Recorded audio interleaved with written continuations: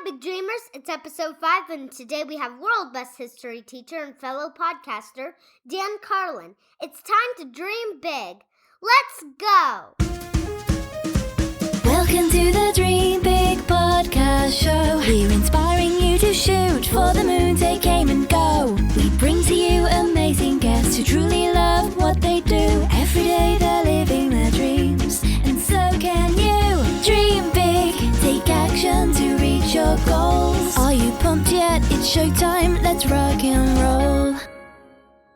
Hi, everyone, and welcome to the Dream Big podcast show. I'm your host, Eva Cartman. And I'm your co-host and Eva's mom, Olga Cartman. And today we have a very special guest for you, Dan Carlin. Dan has two of the most popular podcasts in the world, Hardcore History and Common Sense, with tens of millions of downloads. Dan is an inspiration. His episodes often cross 3-4 hour threshold. Our episodes are usually 15-20 minutes, right, Eva? Yep. So we are amazed by his work ethic and dedication to creating truly incredible podcasts. In this episode, Dan gives us some great lessons on life, including about how he views his journey, a lot like the Cars ride at Disneyland. Dan also told us the secret to developing a love of history at a young age. That's right, and we have a special free bonus activity sheet about Dan's secret that you can download at dreambigpodcast.com/5, where you can add your face and name. If you complete this activity and let us know about it, you'll be entered into a drawing to win a $50 Amazon gift card, so you can get games or toys of your choice, and 1 month's membership to Postpal Club. Stay tuned to the very end of this episode for all the details. Our show notes at dreambigpodcast.com/5 have all the instructions too, as well as links to all of the resources mentioned in this episode. Thank you so much, and let's get to our episode with Dan. Roll the tape. Hi, Dan. How are you? Good. Thank you so much for joining us on our podcast. It's my pleasure. Thanks for asking. Dan, in preparing for this interview, I was amazed to learn that many of your Hardcore History podcast episodes are over 4 hours. You have a series of episodes that lasted over 20 hours. That's a lot of work. Are you surprised that people are okay with this long format? I did not know the episodes would be that long. The first one was only about 15 minutes, which is what I thought they were all going to be. My episodes are basically, my interviews are basically 15 minutes. Yeah, and that's a lot of work, right? Mm-hmm. I think that's a good amount, too. I think a lot of people think that that's just a nice, sweet spot to have the amount of time be. So I don't know how we got to 4 hours and 20 hours and all that stuff, but I will say that it was the listeners who told me that they could handle it. They used to say, don't worry about going long. These are podcasts. There's no time limit. And so in a sense, we were following what they wanted, or at least what some of them wanted, when we made them longer and longer. Well, that's amazing. Also, one lesson our audience should hear today is that when you want to dream big and do something truly special like Hardcore History, that it takes a lot of work. Yeah, and you should always listen, right? If you're in some profession where you have audience, always listen to your customers and they will tell you what they want. But start small still and dream big. When did you develop your passion for history? Was that a subject you remember enjoying as a young student? Yes, I think it's since I was a little boy, I've been interested in that. And sometimes maybe we're born hardwired, in our DNA to like certain things. That's the only excuse I have for maybe why I, from such a young age, enjoyed this. But I think a lot of little boys and girls you'll find are hardwired to like things. And in my case, I think it was just history. But I know lots of kids, and they have these things that they just adore, and they can't explain how they decided that they liked it. So maybe we're just born some way. Some kids and adults didn't like the things completely when they were little, and then they loved it when they were adults. Well, vegetables are like that, aren't they? Yeah.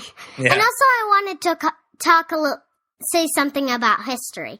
You know that sentence you just said? Yes. That's already history because it happened in the past. Exactly right. I always tell people that you're interested in history whether you know it or not, because you have something that you like, and whatever it is that you like has its own past. If you're interested in bicycles, bicycles have a past. If you're interested in airplanes or dentists or, Barbies or anything else, there's a history to that. So we don't always have to study kings and queens and presidents and all that. Studying the past of anything is history, like you just said. I was wondering if you can recommend to our parents maybe resources that they can read to inspire kids to love history, because as you said, history is amazing, and it's just a subject that, in my opinion, develops and helps kids to develop different approach to life and to events, because it's not only black and white. It can be seen as different, with different opinions, different approaches. Is there something that you can recommend to our parents to read? Well, I'm going to make it a different recommendation for every parent, because one of the things I think history is good to learn for is because it teaches how things get from one place to another. How we go from the car that they had 100 years ago to the kind of automobiles we have today. Like the Tesla, and they have all different kinds of Teslas. And before they used to just have bicycle or a horse or. Yes, and it's useful to understand how something goes from what it was to what it can be. And so I would tell the parents to go and base the history that they find on what their child's already interested in, and help them learn the development of that. Even if it seems like something like a cartoon or a TV show that shouldn't have any history, I bet there's something you can go find that shows them how it got to be the way it was. What's the history of the thing that they're already interested in? That's very great. Like, I'm interested in books. And what are you? Well, it's obvious that you're interested in history, right? Well, yes, I try to read a bunch of things, but these days it tends to be history a lot of the time. Mm-hmm. What do you do in your free time then? Free time. That's an interesting concept. Do you read books on history? Do you even have free time? My wife says if I stand still for more than a couple of seconds, there's some book that I have at hand that I open up and read. I think it's my guilty pleasure. I like reading, and so that makes all the reading I have to do for this job a fun part of the work for me. Really? I love reading. It's good for you on many levels. So this is how you, Eva, also develop skills, great skills as an interviewer, because you can continue with conversations. I used to just like my iPad. Well, I'm not sure that that's very unusual these days, and I'm also not sure that an iPad, if you're reading on it, is any different than a book. Yeah. Well, basically, I also have a Kindle, so that makes it easier because I can read anywhere. My wife and I argue about that all the time because she likes the Kindle and I'm so old-fashioned. I like the feel and the smell and the covers on the books, and sometimes the older books, the better. The ones that have beautiful old covers. I love that stuff. I also have a question. Sure. Where do you find that level of focus and... Is it discipline? Mm-hmm. Discipline to prepare for your interviews, because we already mentioned, for your podcast, we mentioned that they're 4 hours long and some of them 20 hours long. How do you... Stay still? How do you stay still and read 30 plus books? Like we said before, it kind of grew naturally. So I don't think I could have done that the first time we tried the history podcast. But then they get a little longer and then a little longer and a little longer. So you're never having to go all of a sudden from doing no podcast to doing a 4-hour podcast. You do a little at a time so that, I'm doing a 2-hour podcast. Well, then it's easier to do a 3-hour podcast. You work up to it a little at a time. Yeah, I get it.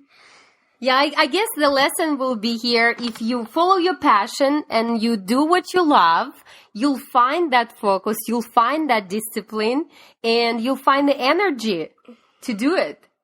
Well, and I also think that it depends on what you want to do. I mean, I've known my cousin wanted to be a dentist from the time he was a little boy, and he kept that belief and he became a dentist. I'm like a lot of people in that I just knew I could do certain things well and that I liked certain things and I wanted to see and do as much as I could do with those talents. So sometimes you can't predict where you're going to end up. I didn't want to be a dentist or anything like that from the time I was little, but you know you're good at A, B, and C, and so you go in those directions, and sometimes opportunities you never could have expected open up. I could have never predicted that I wanted to be a podcaster because when I was Eva's age, there were no podcasts. So you just kind of have to sometimes push forward in life and see what opportunities kind of develop in front of you. You've been on a radio and now podcasting for many years. Is your voice different when you're recording versus when you're talking with your family and friends? When I first got into radio, which is a while back now, they used to think you had to have that deep, very booming voice, you know, and it was all, they used to call it the big voice. And they used to say that people like me should have surgery or something to try to get a better voice. And then all of a sudden that went out of style and they wanted you to have a voice that was all your own, that didn't sound like anyone else. Well, lucky for me, I'd already had that voice. And so I kind of lucked out. And it is the same voice I have at dinner. Sometimes when I'm on the microphone, I'll get a little more dramatic when I'm reading something very dramatic or talking about something very dramatic. But this is the normal way I speak. And once upon a time, that was not the right way for radio. Now it just turns out that everybody should have their own way of talking, and mine is a very specific sound. So this is how I talk every day, for better or worse. My children have to hear it all the time. I guess it just proves again and again that we live in an age where being you and being true to you. I was about to say it's good to be yourself, and that's a great lesson for our audience. Yes. I think so. I think being unique in this day and age is a really important strength. And also, I have a few more questions till we have to wrap up this interview. But one of those questions is, if you go back in time and talk to your 10-year-old self, what would be the best advice? Well, you know, I think it's a hard question because, I mean, I would like to tell my 10-year-old self not to worry, that things are going to work out just fine because I'm a bit of a worrier. But the problem is that I don't know that the worrying wasn't helpful along the way. Maybe it prompted me to work harder or keep a focus when otherwise maybe I would have done something different. So I don't ever want to go back and change things because I like where I am now. And I think if I went and gave myself some advice, it might screw something up, you know? So I mean, as much as I would love to help my 10-year-old self, I kind of think he's on his own. It's like enjoy your journey, right? And just know that everything gonna work out great. It doesn't matter what challenges you have right now in life. It doesn't matter how things are working out and you think it's all for worse. It is not. Because you look back and it all happened for a reason, for a good reason. It makes you who you are, even if it's tough and difficult times and it's not a very enjoyable piece of your life that you're going through. That helps turn you into the person you're going to become. And I find that a lot of those really hard times turn out to be very helpful down the road. So as you said, if you use it properly, it's all for a reason. It's not very much comfort when you're actually going through it, but you know, there are good times and bad times, and how you use it is part of, you know, how you create that life you want down the road. And also, how I said before, it's important to be yourself. Don't be anything that anybody else wants to be. And just be yourself. Be like, make it so you feel free. That's a good advice, Eva. It's hard to do when you're young to try to be or to just be different naturally because, you know, a lot of times you could be thought of as weird or different or not fitting in with the crowd. I was a different person when I was young. But it's funny how life turns around, and that differentness, you call it uniqueness now, is something that works in my favor. So sometimes, the very things in life that make life hard turn out to be our advantages later on. Like you said, being unique is important, but it's not always an easy thing to be. Then when I have a question, you just mentioned that sometimes it's difficult, sometimes you face fears. And my question is, when you doubted yourself in the past, what helped you to overcome those fears and continue to pursue your dreams? It's funny. I sometimes think that we have choice, and sometimes I wonder, there's a ride at Disneyland where you drive this car, and the car is on a track. And you can steer the car a little bit to the left and a little bit to the right. But when you have to make that turn at the stop sign, it turns, whether you like it or not. And every time that I've wondered if I was doing the right thing, I just didn't see other options that looked better to me. And it was almost like I didn't have a choice. I felt sometimes like if there had been another path, I might have taken it at sometimes, but sometimes there wasn't. And so I think that what helped me to persevere was not having a bunch of other good choices that I liked better, as strange as that sounds. Before we wrap up this interview then, where our audience can find out more about you? Well, you can go to our website. It's just my name, dancarlin.com.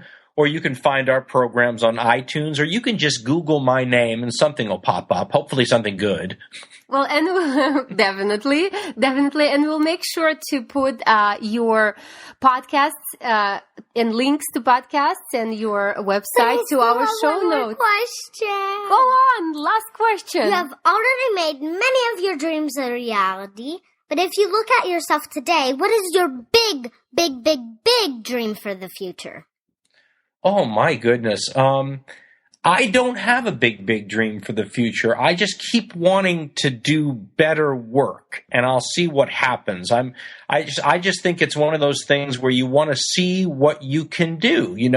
How far can you push your strength, and what can you do with it? There used to be a slogan, a commercial that says, "Be all you can be." I like that idea. I don't know what I can be, but I'd like to be as much as I can. Just be what you want to be.